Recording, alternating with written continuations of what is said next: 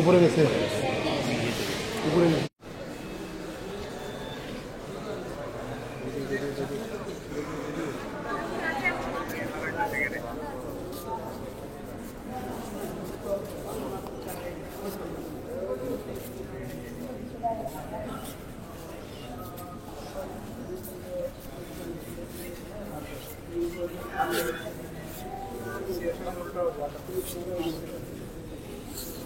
ঠিক আছে।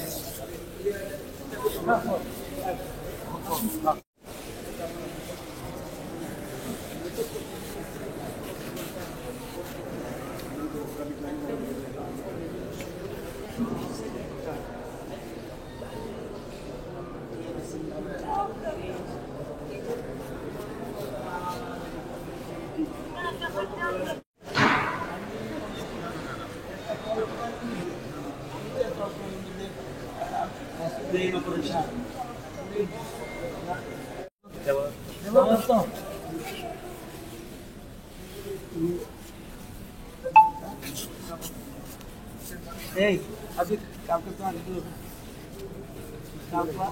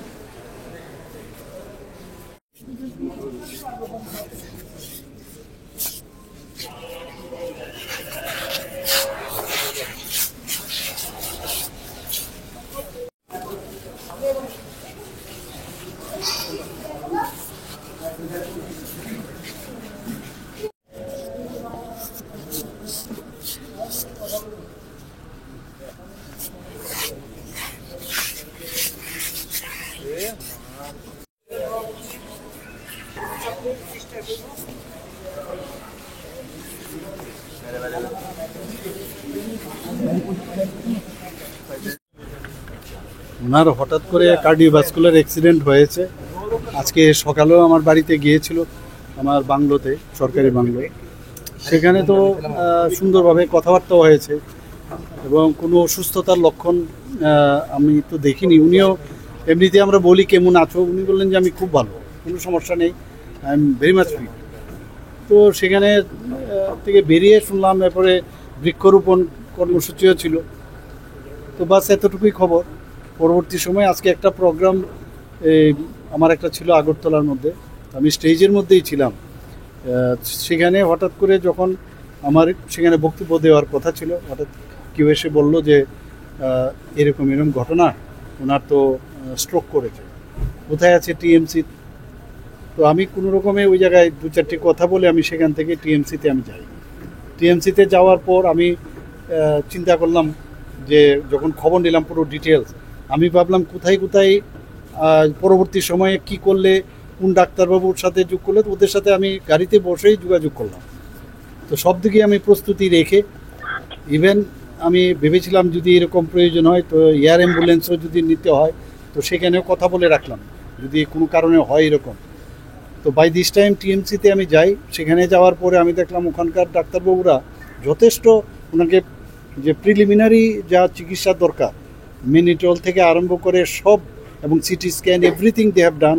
এবং ওনাকে যে ইনটিউবেশন করতে অসুবিধা হচ্ছিল, ওখানে অ্যানেস্থেসিওলজিস্ট ছিল, ওনার লিডারশিপে সেই অ্যানেস্থেসিওলজিস্টের কারণে সেখানে ইন্টিউবেশনটা সম্ভব হয়েছে।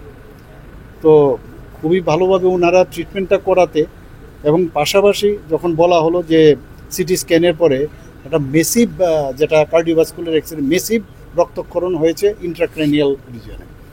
তো এখানে প্রবলেম হচ্ছে যে মিড লাইন শিফট করে গেছে, মানে মিড লাইন ব্লাডের যেটা বেরোয় সেখান থেকে মিড লাইন শিফট হয়, তাহলে একটু উদ্বেগজনক বিষয়। তো আমরা ঠিক করলাম যে এখানে নিয়ে আসি। তো এখানে আমরা আমার ইয়ের সাথে আমি নিয়ে আসলাম, আমাদের কনভয়ের সাথেই, যাতে সময় নষ্ট না হয়। আমি এখানকার যে ট্রাফিক এসপি ওনাকেও যোগাযোগ করি যে রাস্তা যাতে ক্লিয়ার থাকে। তো সেইভাবে যাই হোক খুব অল্প সময়ের মধ্যে আমরা এখানে নিয়ে আসলাম। বাকি ডাক্তারবাবুদের প্রথম বলেছিলাম যে ওখানে যেতে, কিন্তু আমরা পরবর্তী সময় দেখলাম যে এখানে যদি হয়, যদি কিছু সার্জিক্যাল ইন্টারভেনশন প্রয়োজন হয়, এখানে যেন রেডি থাকে। তো ওনারা তো এখানে সমস্ত ওটি রেডি রেখেছিল সব। তো যখন ওপেন করলো, কারণ স্কাল যে প্যারাটাল যে বোনটা সেটা কাটতে হয়, কেটে ভিতরে যেতে হয় ক্রেনিয়ালে। তো যা দেয় ওনারা আমাকে মাঝে মাঝে সমস্ত ফটো পাঠাচ্ছিল ওটির থেকেই, আমিও দেখছিলাম। তো যেরকম সিটি স্ক্যানে দেখা যাচ্ছিল সেই তুলনায় অনেকটা বেটার, এবং ঠিক সময় গোল্ডেন আওয়ার যেটাকে বলা হয় সেই টাইমেই কিন্তু অপারেশনটা হওয়াতে ডাক্তারবাবুরা বলছে যে আমরা স্যাটিসফাই। এবং এখন এইসব ক্ষেত্রে তো যেহেতু মেসিভ মানে ব্লাড বেরিয়েছে, সেই জায়গায় 72 আওয়ার্স না গেলে কিছু বলতে পারবে না। তো বললো যে যদি রেস্ট্রিকশন থাকে তাহলে বেটার। আমি বললাম যাতে কোনো visitors should not be allowed করে রাখার জন্য আমি আমাদের সমস্ত মিনিস্টাররা, অন্যান্য নেতৃবৃন্দরাও এসছে, তাদেরকে আমি বলেছি যে আমাদের এখানে যাওয়াটা ইম্পর্টেন্ট না, ওনার লাইফ ইজ ভেরি ইম্পর্টেন্ট। তো এখন অবধি তো ডাক্তারবাবুরা বলছেন যে অপারেশন ভালো হয়েছে এবং আমাদের এখন অবজারভেশন লাগবে। বাকি কালকে আবার আমরা ওনাদের ফ্যামিলি মেম্বারের সাথে কথা বলবো, যদি অন্য কিছু চিন্তা ভাবনা হয় সেটাও আমরা পরবর্তী সময়ে আমরা সেগুলো আমরা জানাবো।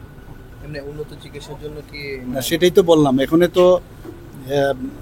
তো উন্নত চিকিৎসা হয়েছে, তারপরেও যদি দেখা যায় যে কোনো প্রয়োজন আছে তার জন্য আমরা প্রস্তুত আছি। কিন্তু এই মুহূর্তে যে এখনই নিয়ে যাওয়ার মতো অবস্থা ছিল না, এখানে অপারেশন করার দরকার ছিল, এবং তার জন্যই যে গোল্ডেন আওয়ারে সেই অপারেশনটা করাতে মানে অনেকটা মানে বলবো যে স্থিতিশীল অবস্থায় আছে। পরবর্তী সময়ে আমরা জানি উনি এত সুস্বাস্থ্যের অধিকারী, আমি বলবো, তারপরেই ঘটনা হয়েছে। Hope for the best and না, আমরা তো প্রথমে আমি বললাম যে জিবিতেই চলে যাওয়ার জন্য বললাম। আমি তখন ওনাদের ফ্যামিলির সাথে কথা বললাম, আপনারা কোথায় কমফোর্টেবল ফিল করেন? বললাম আমরা আইএলএসে কমফোর্টেবল ফিল করেন। তো এখানে বললাম তো জিবি এবং এখানকার ফুল টিম নিয়ে কিন্তু অপারেশনটা হয়েছে, এবং সমস্ত ডাক্তারবাবুরাও জিবির আপনারা দেখেছেন, টিএমসির ডাক্তারবাবুরা এসছে। তো সব মিলে একটা পুরো টিম ভালোভাবেই মানে ওনার কাজটা করেছে। আমরা খুব আশাবাদী উনি সুস্থ হবেন। ঈশ্বরের কাছে আমাদের প্রার্থনা আগের মতো স্বাভাবিকভাবে উনি আবার আমাদের মাঝে আসুক। অপারেশন হয়েছে, ডক্টর অবজারভেশনে রেখেছেন, আইসিইউতে আছেন। We can only hope for the best, এবং আমরা বিশ্বাস করি উনি সুস্থ আমাদের মাঝে ফিরে আসবেন। এমনি যাক, ডাক্তার বাবুর সঙ্গে ডাইরেক্টলি আমাদের কথাবার্তা হয়নি, কিন্তু আমরা যতটুকু খবর পেয়েছি অপারেশন বললো ডাক্তারবাবুরা ওয়েন্ট অফ ওয়েল, এবং আমরা খুব আশাবাদী উনি সুস্থ হবেন। অপারেশন হয়েছে, অপারেশন সাকসেসফুল। ডাক্তারবাবুরা অপারেশন সেরে যে ব্রিফিং করেছেন অনারেবল চিফ মিনিস্টারকে, পেশেন্ট এখন স্টেবল আছে। তবু আমাদের 72 আওয়ার্স ইন্টেন্সিভ ইয়েতে থাকবে, আইসিইউতে উনি আছেন এবং মেডিকেশন চলবে। আর মানে 72 ঘন্টা যেতে হবে আগে। এটা ম্যাসিভ অ্যাটাক। প্রার্থনা করছি যত তাড়াতাড়ি উনি সুস্থ হয়ে উঠুন।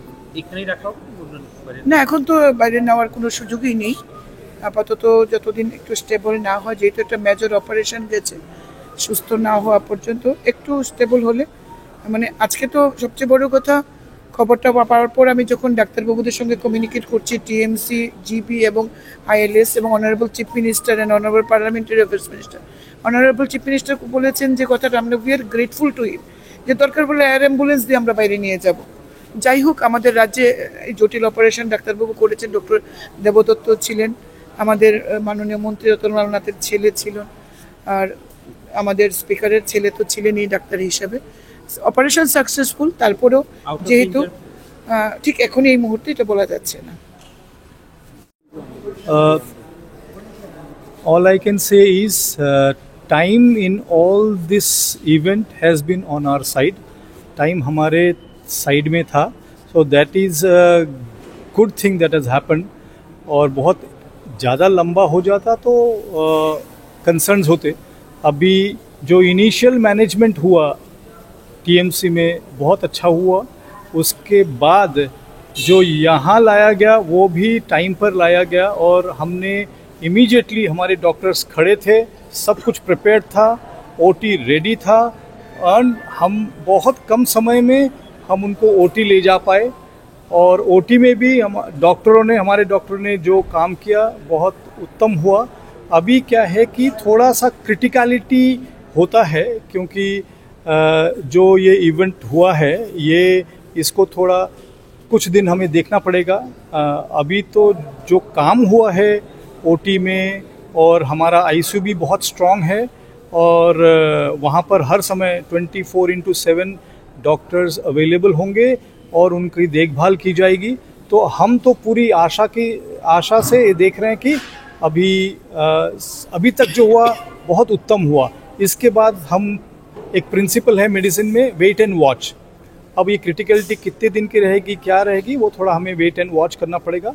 अभी तो हम सोच रहे हैं कि हमारा जो भी हुआ वो आशापूर्ण है, और इसी के साथ हम सोचते हैं कि हमारी प्रार्थना है कि आगे भी और ठीक होता जाएगा। ऑपरेशन कितने टाइम का था और मतलब कहाँ तक सक्सेस रहा है ऑपरेशन? तो और कितने डॉक्टर थे वहाँ? तो एक न्यूरोसर्जन थे, एक न्यूरोलॉजिस्ट थे, हमारी ओटी की टीम थी, एक कार्डियोलॉजिस्ट भी थे, और एनेस्थेटिस्ट जो है वेरी सीनियर एनेस्थेटिस्ट, वो सब थे। मैं स्वयं था। तो ये जो काम हुआ एकदम टाइमली हुआ और बहुत अच्छा हुआ। तो सक्सेस वगैरह न्यूरो सर्जरी के उसमें विषय में एक दिन में सक्सेसफुल नॉट सक्सेसफुल नहीं कह सकते, उसके लिए थोड़ा टाइम रुकना पड़ता है, क्योंकि ब्रेन का मामला है, किस प्रकार से ब्रेन एक्ट करता है, रिस्पॉन्ड करता है, इसको अभी हमें थोड़े दिन देखना पड़ेगा। कितना टाइम का था ऑपरेशन? तो करीब पूरा ओटी का टाइम तो जैसे 1-1.5 घंटे का था, लेकिन जो ऑपरेशन का टाइम था वो करीब 45 मिनट का था, और स्टिचिंग वगैरह देकर करीब 1 घंटे का। ब्रेन में कितना सारा ब्लड मतलब क्या खराबी आई थी ब्रेन में? हाँ, ये था कि उनका ब्लीडिंग एक तरफ काफ़ी हो गया था। हाँ, तो वो ब्लड ऊज आउट होकर ब्रेन में जमा हो गया था, और ज़्यादा ही था। लेकिन कभी कभी क्या होता है, क्योंकि बहुत लंबा हो जाता है तो जो कार्बन डाइऑक्साइड वगैरह जमा होता है तब उसमें प्रॉब्लम आती है। लेकिन ये सब पैथोलॉजिकल सिचुएशन होने से पहले ही सारा ऑपरेशन वगैरह हो गया। इससे हमारी आशा अभी बंधी हुई है पेशेंट के साथ, परिवार के साथ, और हमारी प्रार्थनाएं हैं कि आगे भी जो आउटकम होगा वो आशापूर्ण होगा। किस वजह से ये मतलब हुआ होगा? अभी इमीडिएटली तो वजह हम कह नहीं सकते। तो कभी कभी क्या होता है कि प्रेशर, सडन प्रेशर से भी हो सकता है, नलियाँ खून की अंदर फटी होंगी या ऊज आउट होंगी। ये एन्यूरिज्म होते हैं, कुछ छोटे छोटे ब्लड वेसल्स होते हैं, वो कभी फट जाते हैं, किसी प्रेशर के वश में होता है, या सडनली कभी कभी इमीडिएट। इन सब बातों में, क्योंकि डीप इनसाइड द ब्रेन बहुत सारा इमीडिएट कारण नहीं बता सकते, लेकिन शायद हम सोच रहे हैं कि एन्यूरिज्म होता है, वो ब्लड वेसल्स होती है, उसके फटने से ये हुआ होगा। করেছে অপারেশন করেছে দেবদত্ত, ডক্টর দেবদত্ত শাহ, ও আমার ব্যাচমেট। হাবিবলাল নাথও ছিল, এবং রাকেশ দাস ডিএম কার্ডিওলজিস্ট ছিল। আমাদের ডক্টর পোদ্দার স্যার, যিনি পুরো ইনিশিয়াল প্রাইমারি ম্যানেজমেন্টটা টিএমসিতে করে দিয়েছে, লাইফ সেভিং যেটা ইন্টুবেশন ছিল, ভাইটাল স্টেবল করা ছিল, সব করে এরপর আমরা এখানে ইমিডিয়েটলি কাজ খুব ভালোভাবে হয়েছে। এখন আপনারাও ভগবানকে ডাকেন, আমরাও ভগবানকে ডাকি যেন সুস্থ হয়ে যায়। ওটাই আমার ফাইনাল কথা।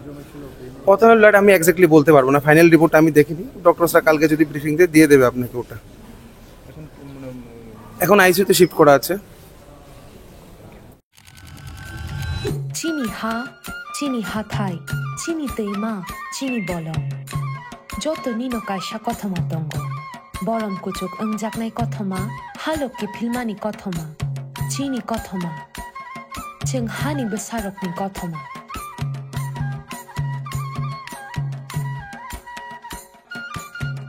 जोंनो मुं गोबां माबे रिंजाक फानो चिनि कप चिनि चामुं चिनि ते जत' फेलाय मुं दंमानि उलबो जोंनो तामो थानसा खायतनि हिंखे चिनि सिनि मुं जों जत' ओंखा अहानि बोसा